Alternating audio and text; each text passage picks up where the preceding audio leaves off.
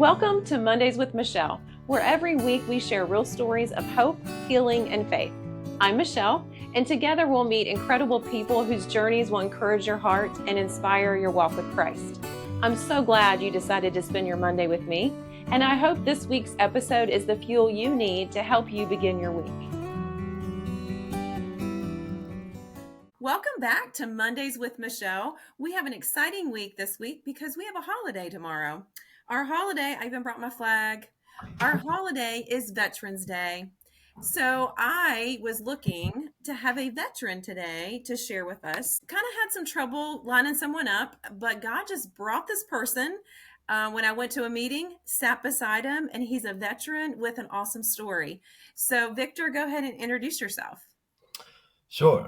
Victor Jones served in the Marine Corps for 13 years from 1997 to 2010. I was one of the first groups to enter Iraq in 2003 for the war, then was deployed to South Korea the next year and decided to get out to pursue a business career. Okay, so he's got a lot of fun information to share. But let's go back to like when you were a child. Did you ever think you were going to be a soldier or go into the military? So, yes, I loved military stuff growing up and, all that type of stuff. But I didn't actually know till after I got back from boot camp. I was going through some of my childhood scrapbook type stuff, and I saw, nothing but Marine Corps pictures of dress blues. I didn't have any other branches. It was just somehow it was in my brain in elementary school that was the coolest branch. It obviously is the coolest branch. And so I knew that's what I wanted to do. And when I got out of high school, I said, that's where I wanted to go first before I figured out anything else. Okay, that's kind of neat that you probably still have it today, the pictures from when you were in elementary school. So did they like do recruitment or you just knew when you got out of high school you wanted to sign up? So you can't trust recruiters. That's kind of a thing you'll find.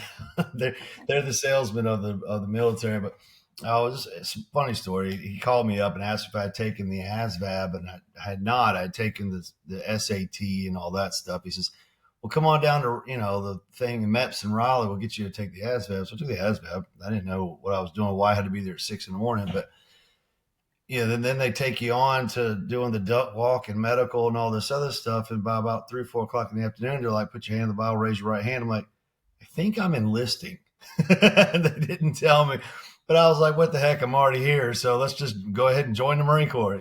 So I just joined that day. All right, I know nothing about the military. So when you say duck walk, like what do you mean?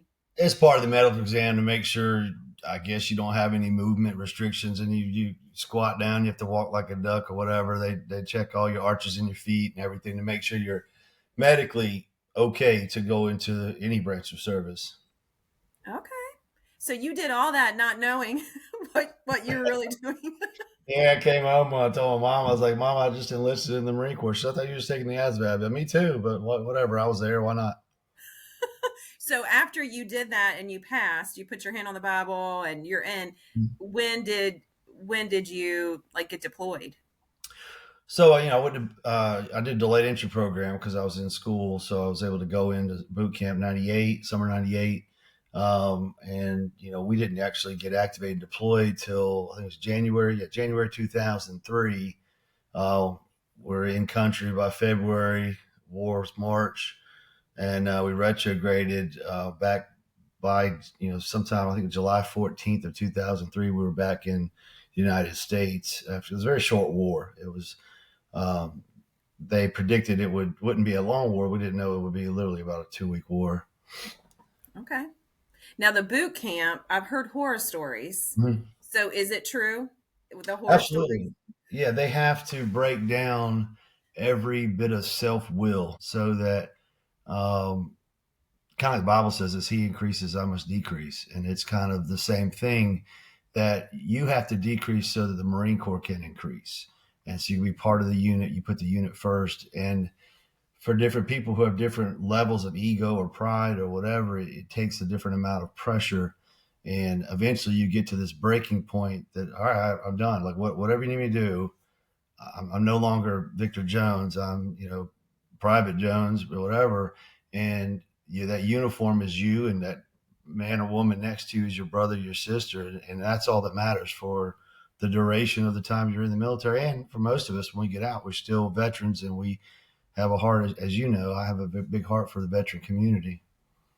Wow. So I'm sure you haven't forgotten your boot camp days. So what do you remember being the hardest, like, breaking point? Like, I don't even know if I can do this. Was there anything?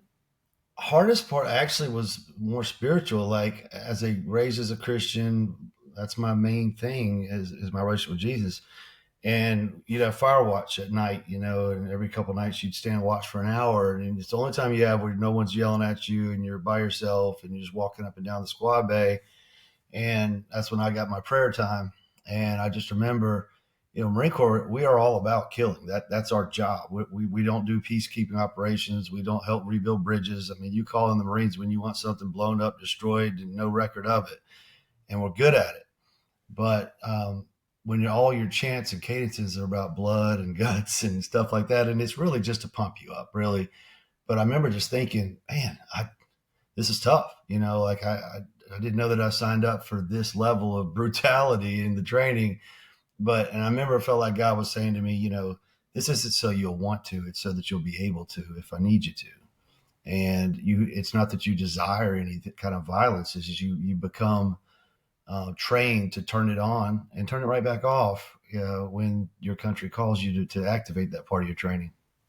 Right. And taking the job for us. Not everybody. I didn't want to go in the military. A lot of people don't want to take that step and don't want to go to the boot camp. Yeah. So thank you to you for because I know it's not easy. I mean, the stories I've heard, like at 2 or 3 in the morning, they wake you up and you got to carry your mattress outside, like crazy, Yeah. crazy stuff. But you did all that just because you love our country and wanted to fight for our freedom. So thank you again. So when you said fireside or something, what do you mean by that? That was there really a fire, or that was just your break time that you got to go outside? Oh, fire watch. So Fire it watch. goes back to the old days where you'd have a fire at your camp when you're fighting in a war. Somebody has to watch the fire, keep it going throughout the night. That's just what we call it when someone's on duty while the other Marines are sleeping. Somebody is there to kind of keep an eye. And obviously, it's more training when you're in boot camp for the real thing. But that's just that's what we call fire watch. So everybody had to take their turn doing it. Hmm. Yep. Was there anything like strenuous or anything hard for you when you during that time? You know, the physical part of it is hard. I mean, it is a whole nother level of training physically to be ready for, carrying a large pack. The gas chamber where you're exposed to tear gas to train you, it makes you gain confidence in your equipment. I was always been pretty physically active. It was kind of funny. Like I grew up at a Christian church camp in the summertime, and I learned to rappel and do the rock walls and all the other stuff. And none of that is useful in the real world. Like it's not like any job is hiring you saying, "Hey, have you ever put on a a harness to rappel off a building?" But it's weird. Like when I got to Paris Island, I was the only one in my company who had been rappelling and been an instructor. And here I am, and they're like giving me tips, like, "Oh, make sure are you scared?" And I'm like, "I'm good, man. I'm about to just take off." And I was the only one that did the whole wall, and I get down to about half a foot to where they thought I was going to die, and I just braked and hit the bottom of the wall, dismounted. They're like, "Who is this guy?" So it was kind of fun. Look how God prepared you in camp, in church camp. You had no idea. That is so neat. That is really neat. Now, was there anybody that you were with that just didn't make it? You saw them like bail out and they left? Yeah, a lot of people don't make it. I mean, at least 30%. They can't make it through the physical fitness talk. They go back to we call it pork chop platoon, but it's called PCP, physical conditioning platoon. It gives them a chance to try to catch up physically and then hopefully graduate. But a lot of them don't make it through that. There's a lot of people who can't learn to swim, and you can't be a Marine without being able to swim. There's a lot of different qualifications. You can't pass a physical fitness test. A lot of people just can't cut it. And not to say they're done with the military, they could go to another branch, but the Marine Corps by far has the highest physical standards and abilities, and so that they can still go to some other branches and hopefully still serve the country. Right. Wow. All right. So you're done with boot camp and then you find out you're going to be deployed. How did you feel? How did that make you feel? Like, were you excited to go? Like, I know I'm going to war, or were you Yeah. scared? Yeah, it's kind of like if you had trained in martial arts your whole life and you never got a chance to fight, never got a chance to spar. Like here you are, the greatest fighting force in the world, and training for years and years, every month, every year, to hone your skills and stay good at your trade.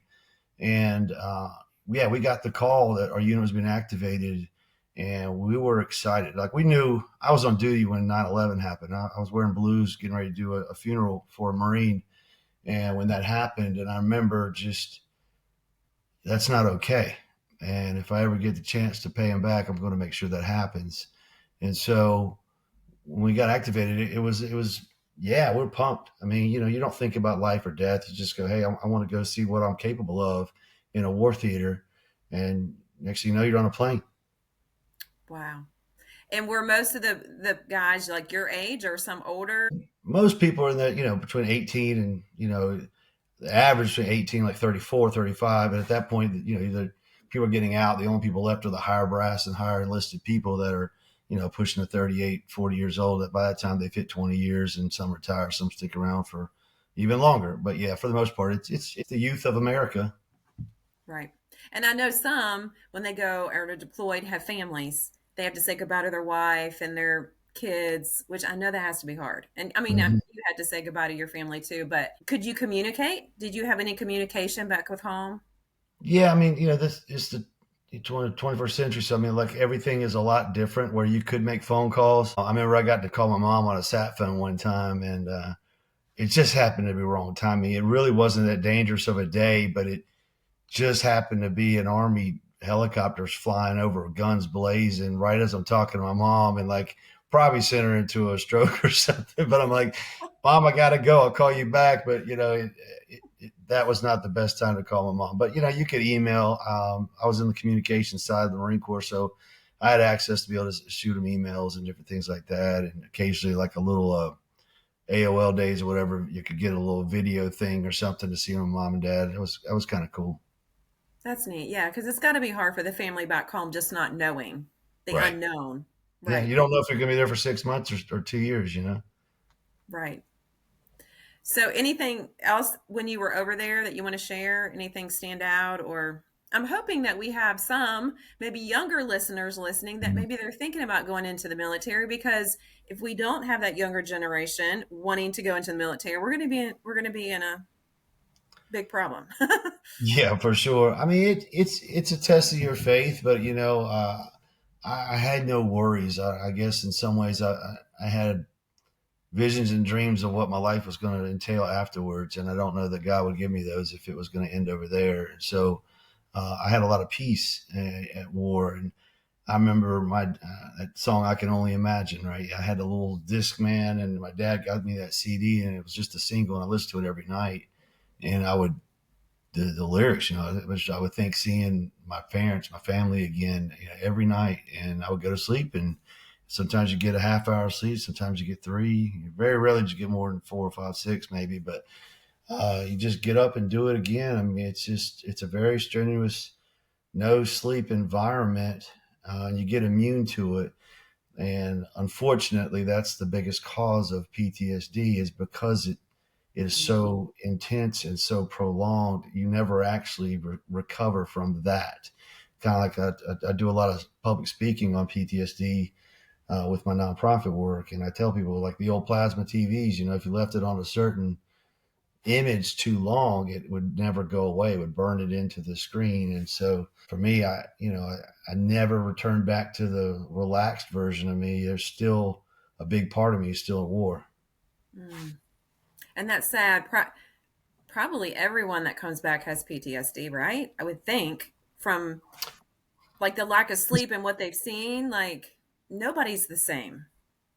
Correct. Yeah, I think everyone's affected. I think everyone's changed, whether or not it's dramatic enough to um, cause PTSD, the panic attacks, all the extreme situations or not. Depends on your experience and how you handle it. Some people handle it better than others. Um, for me, it didn't pop up any PTSD effects really till church. About, I guess that was 13 years later that I started feeling some of the effects. Oh, so it wasn't right away when you came back. No, I thought I was fine. I really did until I started getting the panic attacks and seeing stars and hyperventilating in different environments. And I didn't know what it was. I work out a lot. I'm pretty physically active, and I'm thinking, this is weird, until I talked to a Vietnam veteran, and he said, you've got textbook PTSD. I said, I'm fine. And your mindset is there's Marines and soldiers or whatever that have seen more things than me, even, and had more severe experiences over there. It's like I don't qualify to have PTSD because I saw a lot of stuff, but there were friends of mine that had a slightly rougher time. But it's real. It hit me, and it wasn't.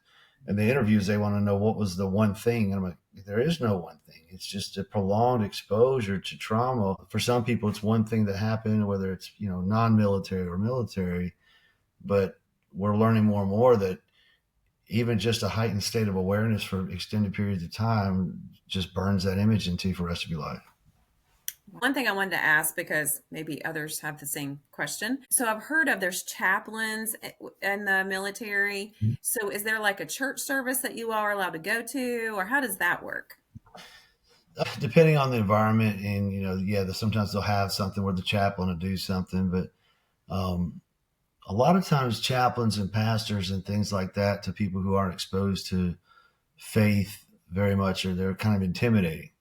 And matter of fact, more people came to me than came to the chaplain because they knew that I was a believer, and I didn't have the title that intimidated them. So they felt like they could just ask Sergeant Jones, hey, what do I do about this? I had a guy that he's no longer with us, but he was with a different unit. His brother had taken his own life, and then they sent him home to be with his family. And then when they redeployed him back to Iraq, he was with my unit. And I'm like, I know him. We were the same unit together. And I'd get up and hug him and catch up and everything. But, he had a bad taste in his mouth towards his faith and God and everything because of that experience. And like, I just wrapped my arms around him and just we'd play chess at night at 2 a.m. or whatever it was to get him talking. And, it was those late night conversations, two brothers talking, that helped him get through the next few years of his life. An impact you've made. Like, there might be guys that talk to you, you don't even know where they're at today, but they probably never forgot your conversations. It reminds me, John 15:13. A lot of veterans know this verse, but greater love have no one than this, to lay down one's life for their friends. And Mm-hmm. you're giving up your life for us to have freedom. So again, thank you. So let's kind of turn now. So you're out of the military. Well, I guess you're kind of out of the military. You came home and you decided, what kind of work did you want to get into? I didn't know. So I asked a guy who was kind of a mentor who had done very well. I said, I don't want to wait tables or deliver pizzas anymore or bounce at a bar. I mean, I've done all kinds of stuff to pay my way through school. And I was going to college to get my degree, which I got in finance, insurance, and real estate. I said, what can I do? I mean, I felt like I'm a pretty smart guy. Do I really need to do these service industry type jobs to pay supplemental income? And he said, well, you get your insurance license. So I read the book in like 24 hours. It's a 80-hour course. I got it done in a day and just cranked through it because I was motivated, and I went and took the test. And as a junior in college, I was pushing right at six-figure income while in school. And then I had a little marketing business I got into. It was another about half that, about 60 grand. So by the time I was a senior, graduating from UNCG, I had a six-figure income and self-employed, and I had about 12 agents working from my insurance agency, and was able to kind of go on about life without having to put out a resume. Never made one. That's pretty good. That doesn't happen a lot. Mm, You're unique. Most of the times you have to do your resume and fight for a job, but wow. So God really blessed. yes, ma'am. Um, but now you're not in that industry anymore. Oh right? yeah, yeah. I Oh, still you have my still have insurance license. I it. Okay. probably have, who knows. At one point, I had 200 agents working for me across the country.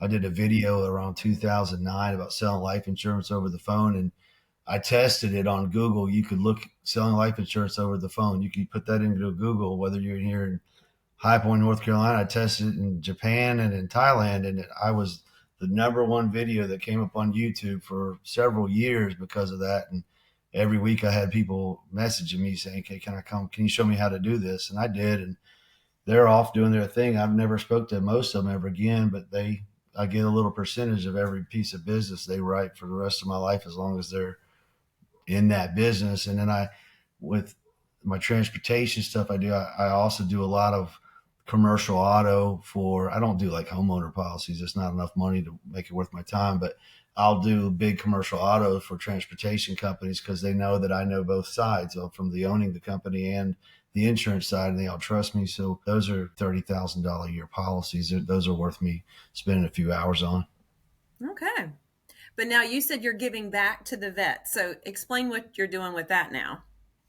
So about 8 years ago, well, actually over 8 years ago, the Vietnam veteran that I told you helped me diagnose that I had PTSD kept calling me, asking me to go to this dinner. And it was like $100 a plate on dinner, charity dinner. And I'm like, I don't spend $100 on dinner. I'm very frugal. We rarely go out to eat. But eventually, I came to one of their board meetings. He'd been trying to get me on the board. That was probably one of the first two or three boards that I've ever served on. And I didn't know that I had any value. I was in my mid 30s. So I didn't say much. I just let these older people that were smarter than me, wiser than me talk. Next thing you know, they asked me to be the vice chair and in the chair. And I was on the original board that created the charter, created the nonprofit, the Hero Center.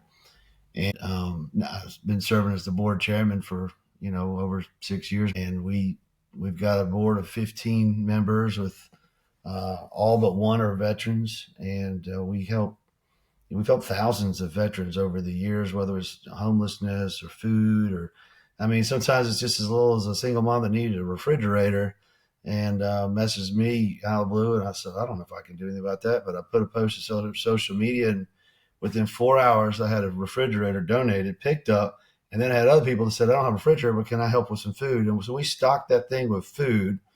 Then we found out that she wasn't making a lot of money at her current job. We found her a higher paying job. Then we found out that her place where she was paying was a little bit too high on rent. So we found her a place that was about 20% less in rent and a better, more safer place. So like she's like, wait a minute, I just asked for this, and we just kept hitting her and hitting her with more things. And I mean, she's hugging us, crying us, whatever. Just being able to bless somebody who served this country to not just what they asked for, but what just the maximum we could do for her was amazing. So was she a veteran too? Oh yeah. Oh, okay. That's pretty neat. And so you're all helping each other out. A hmm big organization. Yes, ma'am. And then you said you hire veterans too. Yes. So in 2010, right after the recession, uh, it really hurt the insurance industry quite bad, more so than most industries, because we wrote a lot of policies on new homeowners that were buying life insurance policies, and the mortgage market crash killed that. So I was like, well, you know what? I'm gonna buy a stretch limousine. I've always thought they were cool. I've rented them several times. I was like, if I buy it, if I break even on it, renting it out, at least I got a free limo, and maybe we could go out, take my agents out when they sell a lot of insurance or whatever the case would be. And then I'll use it, if we want to go to a concert or something with a few friends and have some fun, a write off. But I started marketing it with my name and people knew me in the community. And next thing you know, it was rented too much. And so we never got to use the thing. So I was like, well, I guess I need to get another one. So I bought another one, slightly bigger one. And then that one kept getting booked all the time. About the time that we got to three, I realized this was another six-figure business, now a seven-figure business. But my theme was always, hey, what if I could create a company that wasn't about me making money? Because I'm okay without it. And I was like, what if we just made it a veteran-themed company where we specifically try to hire veterans, and they could get together on a Saturday or whatever night they're there at work, and and exchange numbers and have that sense of community right here in North Carolina for people that used to serve in the military. And it worked. I mean, the rumor got out, like, hey man, this guy over here is mainly hiring veterans. If you want to make some, because a lot of these disabled veterans, they can't work an 8 to 5 job. They can't work for, a corporation clocking in with lunch breaks. They're just mentally, it's difficult. But they can hop in a vehicle and go on the road and go make some money. I had a disabled veteran, 100% disabled Marine veteran about a month ago, came to one of our veterans coffees in Thomasville, and man, he didn't have money for gas. I mean, he's in bad shape, going through a divorce, a couple kids, and I said, "My man, I can put you to work this week." And so a couple of guys agreed that I could let him have a couple of jobs that they were going to do to kind of help him get started. And we loaded him up, and he made over $1,000 his first week just driving limousines and picking people up and whatever. And of course, that can't sustain it forever. We were really trying to help front load him with some money, but he still consistently supplemented a couple grand a month to his income. And the guys love it. They really enjoy it. And the customers love knowing that this is a veteran themed company, and they know they're supporting us and those of us who have served. It's just been kind of a fun project for almost 16 years. And how many veterans have you put to work in 16 years? Do you even know? Hundreds. I don't know. There's as I'm looking at our software that we use for assigning drivers, there's 72 drivers in the system, and we average about 7 out of 10 are veterans. So that's roughly what, 50 drivers are veterans. Okay. Wow. So neat. I never thought about buying a limo, but just curiosity. How much are limos? Oh, my first one I got was a 10-year-old one that I got for like 13 grand from a guy out of Charlotte. Okay. I mean, we've gotten them in there that 100 grand. We've gotten them in there Oh, 70 wow. grand. We've gotten some that are 13 grand that I thought 30 grand that we had to put a little uh, elbow grease into or whatever. But you know, a market like this area, you can't buy a new one and make it. That's New York, Chicago, Vegas, Yeah. those guys, Miami. I know those guys. I'm friends with them. We all kind of communicate and send each other business, but they've got enough population to buy one and rent it out 7 days a week, make the money back on it. Then they'll sell it to a company like mine in a smaller area, and then we'll go run it for another 5, 10 years, and then ride till the wheels fall off, or sell it to somebody who just, once it's too old for me to use, then we'll sell it to somebody who just wants to have it for fun for him and his buddies or something. And I bet have you met like anyone like famous or Oh yeah, yeah. I've met a lot of fans. We had some celebrities in the cars this weekend. oh, Um, Drove okay. Jamie Johnson a couple of weeks ago or months ago. I guess it was the summer. One of my favorites was Ken John, the Asian guy from The Hangover. We've become personal friends over the years, and he booked some airport pickup transportation with me. I knew exactly who he was when he told me. I lost all professionalism, started joking with him on the phone, and he's a good dude. We text each other, mostly, hey, happy Thanksgiving, Merry Oh, Christmas, stuff like that. But I've taken care of him, his parents, his wife and kids and stuff. And anytime he's in town, he'll make sure that it's all. Well, he trusts me with his family and everything. And but there's been some celebrities I don't like, and I won't name who they are. But there's some that are just jerks, and they don't treat people with respect. They mhm. treat you like you're beneath them. And They I've have had it way in their head, like I'm way above you. yeah, and I mean, I've had some has-been celebrities from the '90s that I'm doing way better than they are, and they don't know it. They just think I'm the driver or something like that, and they're talking down, and I'm like, bro, I saw where I picked you up from. But think about how, you went to war, you're giving for your country, and now you're still giving back. Like you're helping so many people in what you're doing today. So God has a It's special fun. plan for you. That's for sure. You have an amazing story. My calendar is more. It's probably 80% community and nonprofit stuff on my calendar, and maybe 20% revenue generating. It's like just tomorrow I'll be in a meeting at 11, and then another one at 2, another one at 4. Uh, all of those were 4 different nonprofit things I'm a part of. I mean, my charter school just opened up. We've been working on that for 4 years. We opened the doors this September, Liberty Charter Academy. I'm one of the founding board members of that.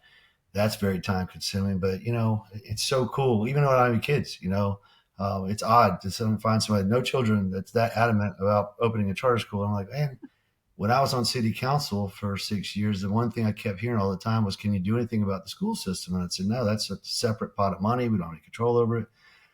But by going the charter school route, I've been able to help open a school that's fully funded, and apolitical, no politics involved, just focused on educating these kids. And one of my best friends' kids are in that school. I've got a lot of friends that message me, hey, are you involved? I'm like, yeah, I'm on the board. And they're like, okay, well, my kids are going there then. And that means a lot, because you can let somebody borrow a car, borrow some money, borrow some sugar. When you trust somebody to say, I want my kids to go to school where Victor Jones is involved, that's hard. That's a lot of responsibility, but it means a lot to me, and I don't take that lightly. Right. Your name means a lot. Your name is backing and they know. Amazing. Well, I don't know if there's anything else that you want to share, but I am so thankful that I found for Veterans Day, we connected because I mean, it was my heart. I thought, it's Veterans Day this week. I really wanted to have a veteran share his story, his life, and I'm so glad that you were able to share today. But anything else that you want to add? Yeah, I'll leave you with one thing, and this is something I've used to help a lot of veterans over the years. One of the big causes of anxiety for veterans is because we're trained to do things in a certain way. And that's be early, be precise, do things at a certain level of excellence. And then they come back here to the civilian world, and no offense to any civilians that may see this, but we live at a higher standard. Our beds are made, we do things a certain way. And so when we see the normal, right, we get frustrated, like, hey, these guys are lazy. They show up late. They do all this other stuff, and I've had to take a few veterans, be like, sir, they're not lazy. That's normal. You're the weird one, because you've been programmed this way. And so you can take it for evil or for good. And so the negative is to go and hate everyone who's not military and it does things at the level of average. Or you can embrace that for whatever reason, God called me to be in the Marine Corps, and the Marine Corps trained me to be this level. And so I don't have to have animosity towards people that show up late. I just don't do it. And so I call people back, as I never miss appointments, and I'm always on schedule. And rather than being the average, I've taken that and channeled those same training, those same things that were instilled in me back in 1997 into the business world. And for whatever reason, Royal Limousine's probably does 5 times the revenue of any limo company around here. And it's not because I'm smarter. It's not because I have different limos or whatever. We all buy them from the same manufacturers. It's because of the standards that I hold, and the drivers tune into my level of commitment and level of standards. And so to any veterans out there that may see this, embrace what you were trained to do and the things that the United States military put in you, and harness it in a way that you'll be the light at your job. You'll be the light at your church. You'll be the light at anything you do, because I promise you, your oath to serve your country and who you are didn't have an expiration date.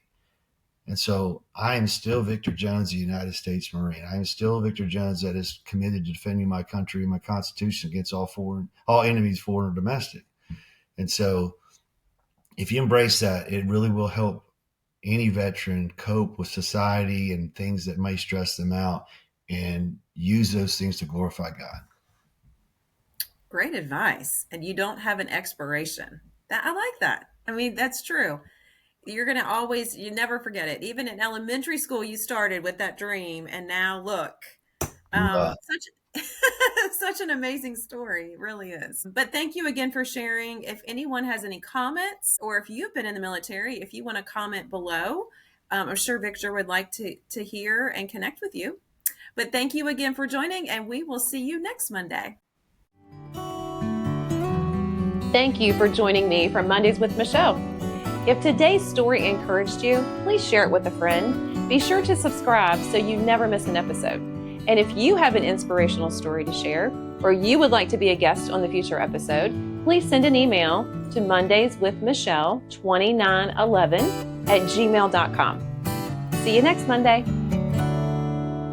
Like and subscribe to Mondays with Michelle.